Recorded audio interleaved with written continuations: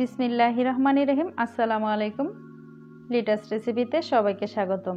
আমি লিটা বড় বড় মতো নতুন একটা রেসিপি নিয়ে চলে আসছি আপনাদের সাথে শেয়ার করার জন্য। আশা করি আমার আজকের এই রেসিপিটি ভালো লাগবে।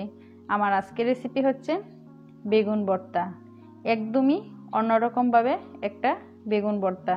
আর এইভাবে বেগুন ভর্তাটা করে খেলে মাছ মাংসের স্বাদ ভুলে যাবেন। একদমই ইউনিক এবং খেতে অসম্ভব ভালো লাগে।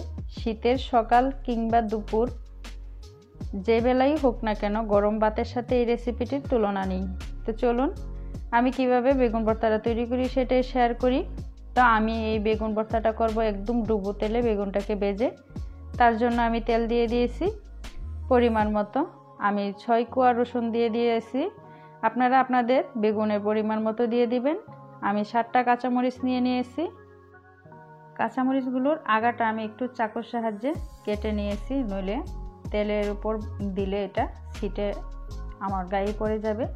তারপরে আমি দিয়ে দিলাম বেগুনটা। আর এখানে বেগুনটা আমি যেহেতু বড় ছিল 2 ভাগ করে কেটে দিয়েছি। আর যদি আপনাদের বেগুনটা ছোট হয় তাহলে আপনারা একটু টমেটোটাকে আমি যেরকম করে একটু মাঝখান দিয়ে চাকুর সাহায্যে কেটে দিয়েছি এরকম করে কেটে দিবেন। আর যদি আপনারা আস্ত বেগুন দেন, যদি এভাবে কেটে না দেন তাহলে কিন্তু এটা ভাজার পরে চামড়াটা ফেটে যাবে। আর ফেটে গেলে কিন্তু তেলটা আপনার গায়ে পড়বে। তো এটা অবশ্যই মাথায় রাখবেন। আর যদি এভাবে কেটে দেন তাহলে কিন্তু আর কোনো ভয় থাকে না। আর অবশ্যই কিন্তু মরিচটাও এইভাবে আগাটা একটু কেটে দিবেন। কেটে না দিলে মরিচটাও কিন্তু ভাজা হলে এটা চামড়াটা ফেটে যাবে। তো আমি এইভাবে মরিচটাকে ভেজে নিব। আর মরিচটা ভাজা হতে কিন্তু তেমন একটা সময় লাগবে না। তো আমি একটু দেখিয়ে দিচ্ছি, দেখুন উপর থেকে কিন্তু চামড়াটা বোঝা যাচ্ছে যে বেশ অনেকটা ভাজা হয়ে গেছে। আমরা কিন্তু অনেকভাবে এই বেগুন ভর্তাটা খেয়ে থাকি, কিন্তু ডুবো তেলে কিন্তু কখনোই খাওয়া হয় না। তো সত্যি কথা বলতে একদম অসাধারণ একটা রেসিপি। আর এই রেসিপিটা আমার পরিবারের সবাই খুবই পছন্দ করেছে। তো এদিকে আমার মরিচটা কিন্তু ভাজা হয়ে গেছে। আমি হালকা একটু ব্রাউন কালার করে নিয়েছি। তো করে নিয়ে এখন আমি মরিচটাকে উঠিয়ে নিচ্ছি। তো রসুনটা কিন্তু এখনও হয়নি, রসুনটা আমি আরেকটু ভেজে নিব। তো এখন মরিচটাকে নামিয়ে তারপরে রসুনটা আমি পরে উঠিয়ে নিচ্ছি। তো এই অবস্থায় কিন্তু এখন আমার রসুনটাও হয়ে গেছে। আমি রসুনটা নামিয়ে নিয়েছি। আর আমি একটু চেপে দেখে নিছি যে এটা নরম হয়েছে কিনা। আপনারাও কিন্তু এটা চেক দিয়ে নেবেন। তো রসুনটাকে নামিয়ে আমি ভালো করে বেগুন আর টমেটোটাকে খুব ভালো করে উল্টিয়ে পাল্টিয়ে একটু ভেজে নিব। আর আমার বেগুনটা কিন্তু দেখেই বুঝতে পারতেছেন একদম আমি কড়া ফ্রাই করতেছি। ডুবো তেলে হলেও কিন্তু একটু বেশিক্ষণ রেখে যখন ভাজবেন তখন কিন্তু এরকম একটা ভাজা হবে। আর এই বেগুনটা কিন্তু ভর্তা করলে অনেকই ভালো হয়, অনেক টেস্টি হয়। তো দেখুন আমি একদমই ব্রাউন কালার করে নিয়ে আসছি। আমার বেগুনটা ভাজা কিন্তু হয়ে গেছে। এখন আমি একটা স্ট্রেনারে করে উঠিয়ে নিচ্ছি যাতে করে তেলটা একদমই ঝরে যায়। তো বেগুন আর টমেটোটাকে নামিয়ে আমি একটু ঠান্ডা করে নিয়েছি। আর এটা কিন্তু গরম অবস্থায় করতে যাবেন না, ঠান্ডা করার পরে আমি চামড়াটা ছিলে নিচ্ছি।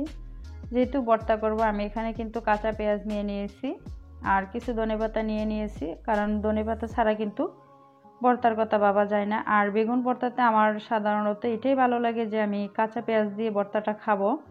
তো আমার মনে হয় সবারই কিন্তু কাঁচা পেঁয়াজ দিয়ে বেগুন ভর্তাটা পছন্দ করে।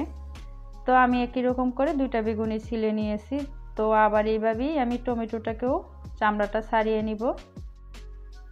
তো টমেটোর চামড়াটা আমার ছাড়িয়ে নেওয়া হয়ে গেছে। এখন আমি বাকি উপকরণগুলো একসাথে মিশিয়ে নিব। তো দিয়ে দিলাম স্বাদ মতো লবণ।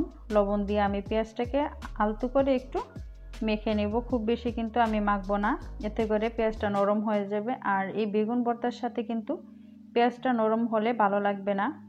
তো আমি পেঁয়াজটাকে আলতো করে একটু মেখে আমি বাকি উপকরণগুলো কাঁচামরিচ, রসুন এবং ধনেপাতাটাকে একসাথে মিশিয়ে নিব।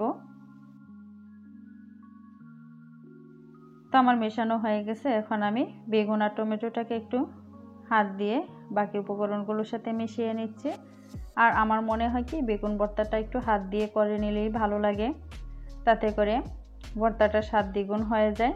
তো আমি হাত দিয়ে কষলিয়ে কষলিয়ে বেগুন আর টমেটোটাকে পেঁয়াজ, মরিচ, রসুন এবং ধনেপাতার সাথে ভালো করে মিশিয়ে নিয়েছি। তো শেষ মুহূর্তে আমি দিয়ে দিলাম কাঁচা সরিষার তেল।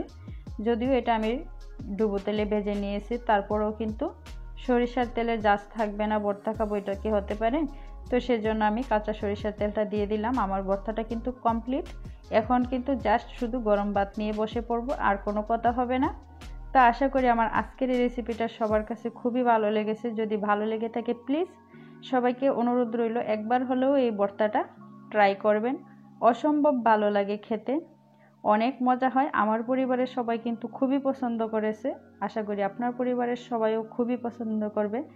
তো সবাই ভালো থাকেন, সুস্থ থাকেন। ইনশাল্লাহ আগামী রেসিপি নিয়ে চলে আসবো আপনাদের সাথে শেয়ার করার জন্য। আল্লাহ হাফেজ, আসসালামু আলাইকুম।